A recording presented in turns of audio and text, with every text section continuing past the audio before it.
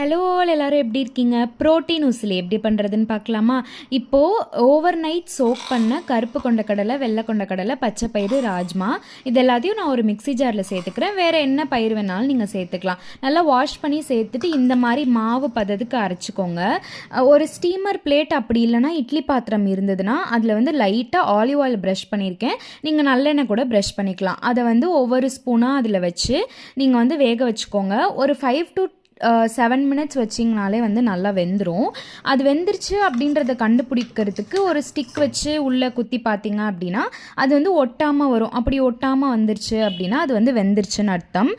வெந்ததை வந்து ஒரு பிளேட்டில் போட்டு ஆற வச்சுக்கோங்க. இப்போ மிக்சர் ஜாரில் அதை உதுத்து போட்டு அது கூட உப்பு, பச்சை மிளகா போட்டு கிரைண்ட் பண்ணி தனியாக வச்சுருங்க. இப்போ கடாயில் கொஞ்சமாக எண்ணெய் ஊற்றிட்டு கடுகு, கருவேப்பிலை, பச்சை மிளகா, கொஞ்சமாக இஞ்சி, பூண்டு போட்டுக்கோங்க. அதுக்கப்புறம் ஒரு பெரிய வெங்காயம் வச்சுருக்கேன்.